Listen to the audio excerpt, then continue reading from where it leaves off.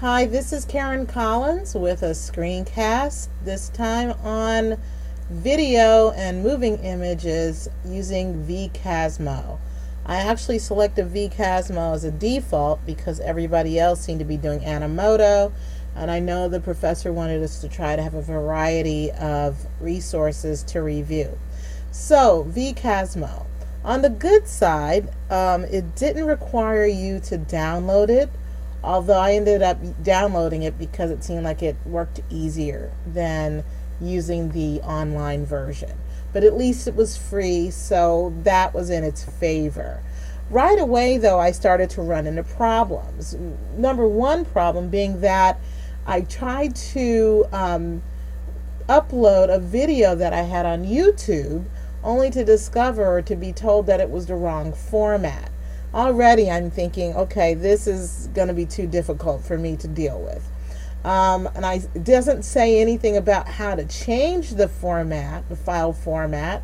I would think you would just be able to, I mean, it's a YouTube video. Why can't you upload it? So I didn't understand that, and it didn't say how, didn't give me really any answers as far as what to do. As you can see by the page, it's fairly simple, but there is no help here. There are no answers. So I decided to go with a plan B. My plan B was like, okay, I'll try to use a test video that was already on my computer. However, in doing the test video, once I went through all the steps that you're supposed to do in order to, here was the video. And so I went through all the steps that you're supposed to do. You upload it to your computer and then you choose it, and then you're supposed to go to this next step and it's supposed to lay it all out, which is great, except then what it was asking me to do was to arrange sequence, but it's a video, so there really wasn't any way to arrange the sequence. That never made sense to me. I mean, there are images, there are things that are already here on the video, which is fine, but then it was saying arrange sequence, but it didn't say like how to do that. So that totally didn't make sense to me. So I went back, and instead of trying to select the video, I went and I selected photos that I already had on my computer. So I selected a range of photos.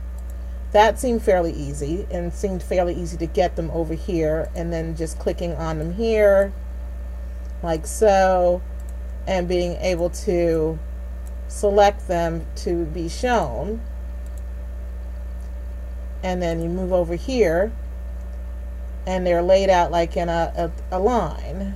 Okay, so that seemed fairly easy. So here were all the images.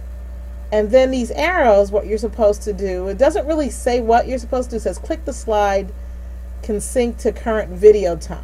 Okay, so you place it on the timeline, and then that way you can sync it up. And you can move things closer and so forth. And you can also, at least this is how I figured it out. Now again, there's not any instructions here at all. It's a really do-it-yourself kind of thing here. So I'm sure there may be a better way to do this, but this is what I figured I would do, because they really didn't say how to do this, and that's a major downside. Now, it did say here, I found out just by discovery, that you can also, at least I was able to before, if you click somewhere on these photos, you're able to sort of switch them around. And this kind of came out like a slideshow, which was okay. Now somehow it's still playing the other video, the nature one. So it just seems like it's really not user friendly. I'm still not sure why I didn't get rid of this. Yeah, it's just not very user friendly. And darned if I know what I did wrong. There's absolutely no instructions here at all to show you what to do or how to do it.